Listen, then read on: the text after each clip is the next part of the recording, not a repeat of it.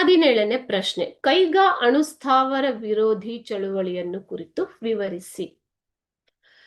ಕೈಗಾ ಇರೋದು ಉತ್ತರ ಕನ್ನಡ ಜಿಲ್ಲೆಯಲ್ಲಿ. ಉತ್ತರ ಕನ್ನಡ ಜಿಲ್ಲೆಯ ಕೈಗಾದಲ್ಲಿ ಅಣು ವಿದ್ಯುತ್ ಉತ್ಪಾದನಾ ಕೇಂದ್ರವನ್ನು ಸ್ಥಾಪಿಸುವುದು ಎಂದು ಸರ್ಕಾರ ನಿರ್ಧಾರ ಮಾಡಿತ್ತು. ಓಕೆನಾ ಮಕ್ಕಳೇ? ಸೊ ಇದನ್ನು ಸ್ಥಾಪಿಸುವುದರ ವಿರುದ್ಧ ಡಾಕ್ಟರ್ ಶಿವರಾಮ್ ಕಾರಂತ್ ಮತ್ತು ಇತರ ಬುದ್ಧಿಜೀವಿಗಳು ಹೋರಾಟ ನಡೆಸಿದರು.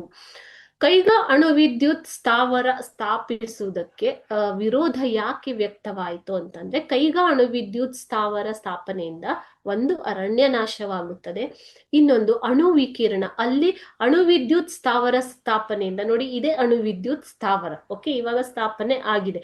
ಸೊ ಇದರಿಂದ ಹೊರಹೊಮ್ಮುವ ಅಣು ವಿಕಿರಣಗಳಿಂದ ಪರಿಸರ ಮಾಲಿನ್ಯ ಮತ್ತು ಇತರ ದುಷ್ಪರಿಣಾಮಗಳಾಗುತ್ತವೆ.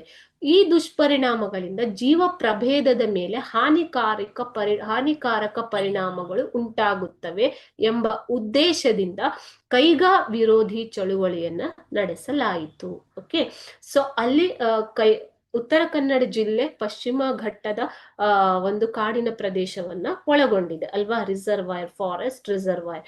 ಸೊ ಅಲ್ಲಿರುವಂತಹ ಔಷಧೀಯ ಸಸ್ಯಗಳು ಮತ್ತು ಇತರ ಸಸ್ಯ ಪ್ರಭೇದಗಳು, ಅನೇಕ ಪ್ರಾಣಿ ಪ್ರಭೇದಗಳಿಗೆ ಈ ಒಂದು ಅಣುವಿಕಿರಣಗಳಿಂದ ತೊಂದರೆಯಾಗುತ್ತದೆ ಅನ್ನುವ ಉದ್ದೇಶದಿಂದ ಪರಿಸರ ನಾಶವನ್ನ ತಪ್ಪಿಸುವ ಸಲುವಾಗಿ ಕೈಗಾ ವಿರೋಧಿ ಚಳುವಳಿಯನ್ನ ನಡೆಸಲಾಯಿತು.